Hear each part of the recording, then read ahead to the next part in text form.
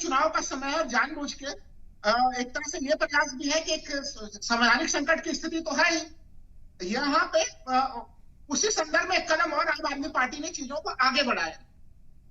और दूसरी चीज जो मैं कहना चाह रहा हूं बार बार जी कि देखिए, आज फर्स्ट हुआ जब सुप्रीम कोर्ट में किसी अन्य मामले पर सुनवाई हो रही थी ईडी के संदर्भ में, तो जस्टिस संजीव खन्ना और जस्टिस दीपांकर दत्त उनके खंडपीठ ईडी को लेकर सुनवाई कर रही थी। वो उन्होंने एक व्याख्या दिया जमानत के संदर्भ में कि अब ईडी के मामलों में जमानत नहीं मिल पाती है, लेकिन उन्होंने कहा कि भारतीय संविधान का अनुच्छेद 21 प्लस पीएमएलए का सेक्शन 45 अगर इन दोनों को मिला दिया जाए तो इन केसेस में भी जमानत मिलती है। क्योंकि ईडी की जो रवैया है वो रवैया ये दिख रहा है कि उसके अंतर्गत लगातार जो है वो लोगों को जेल में रखने की प्रवृत्ति है।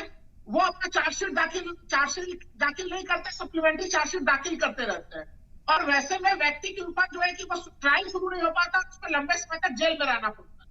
तो मुझे लगता है कि ईडी जो अपने अधिकारों का बार बार दुरुपयोग कर रही है, अब इसके ऊपर पहली बार सुप्रीम कोर्ट भी संज्ञान लेते हुए नजर आ रही है। उन्हें भी अब यह दिखना शुरू हो गया है शबनम जी कि अब इस व्यवस्था को कहीं कहीं रोकना पड़ेगा, क्योंकि इसके पहले सुप्रीम कोर्ट का ऐसा रवैया नजर नहीं आया इस रूप में। निकुल के पटेल साहब सुप्रीम कोर्ट नजर नहीं आई है जी।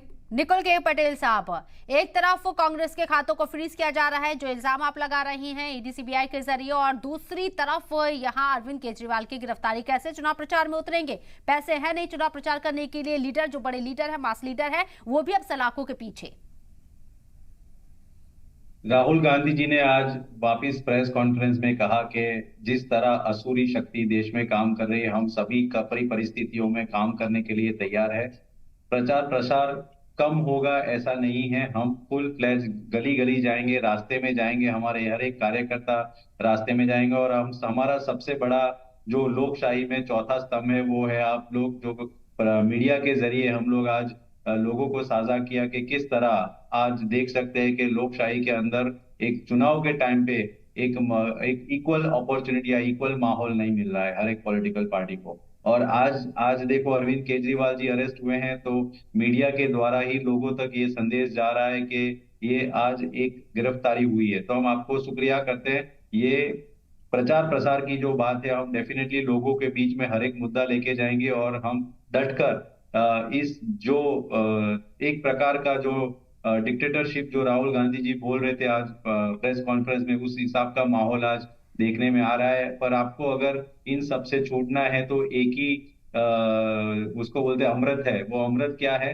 कि आपको सब छोड़ के एक ही पॉलिटिकल पार्टी को ज्वाइन करना है। जैसे प्रधानमंत्री जी खूब सही एक जगह पे बोले थे, मुझे याद है कि सफाई सबकी करनी है।